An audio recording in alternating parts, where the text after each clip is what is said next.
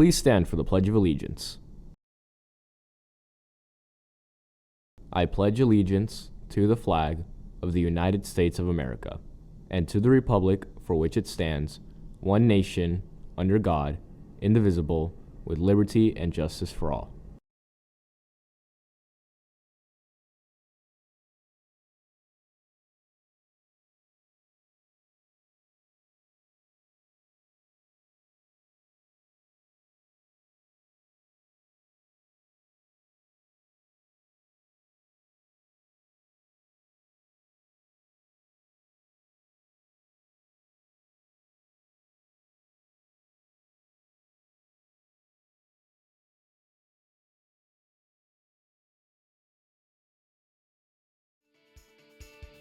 Coming up today on GVTV, how to secure yourself a parking spot this quarter, plus all the info you need to play a sport at Green Valley.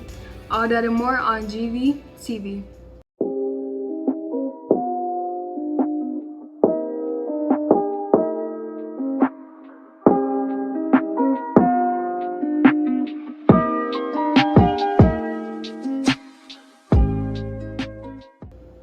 Good morning, Gators. I'm Naya Yuan. Today is Thursday, March 18th.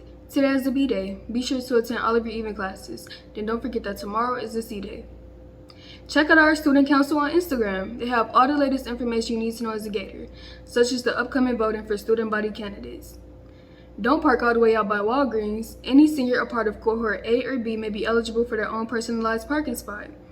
If you are interested and want more information, join the mandatory meeting. In order to receive an application to sign up, you have to attend the meeting. If you have any questions, email Ms. Day. Stay with us, we'll be right back.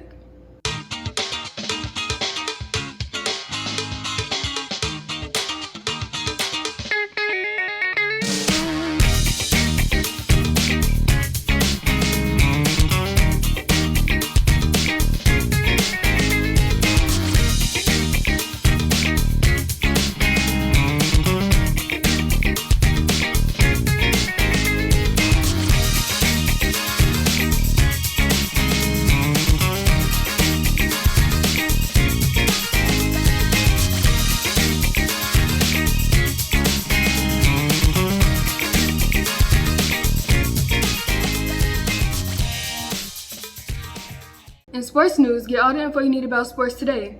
There is a Q&A session for spring sports and football. You can find a meet code and an email from Mr. Holly. It starts at 6 p.m.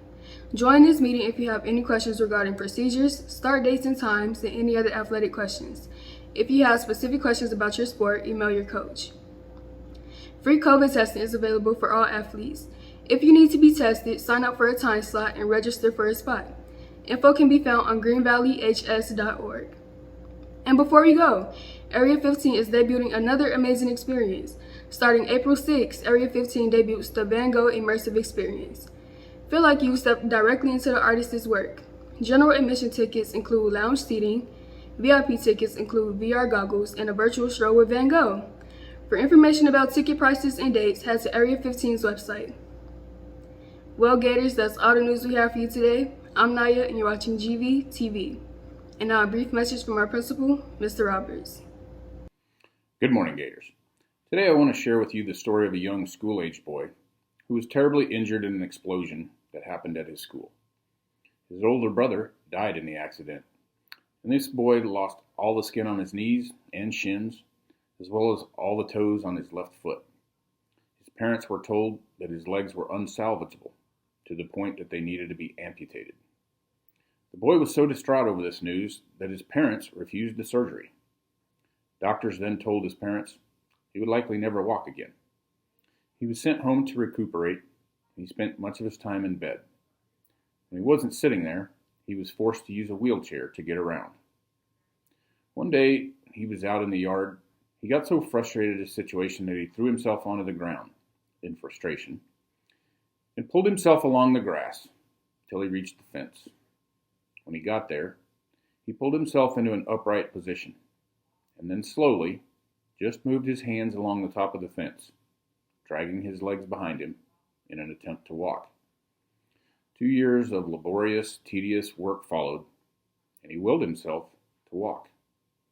Once he conquered that obstacle, he began walking to school each day, and then he began to run.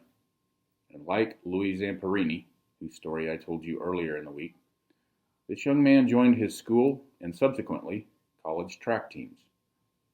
He did very well as a long-distance runner, specializing in the 1,500 meters. He qualified for the Olympics in 1932 and 36, finishing 4th and 2nd, respectively.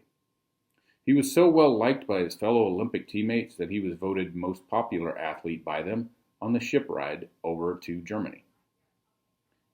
Most notably, in between those two Olympic Games in 1934, he set a world record for the mile run, finishing in 4 minutes and 6 seconds.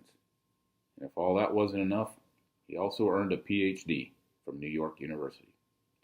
For the final and probably most important accomplishment of his life, Glenn Cunningham, with the help of his wife, opened a ranch where they would eventually provide assistance to over 10,000 needy and abused children. As I've said many times in these messages, there's always another chapter in every story, including yours, that is just waiting to be written. You just have to pick up the pen, figuratively speaking, start writing. I hope you all have a great day, and remember, you got it.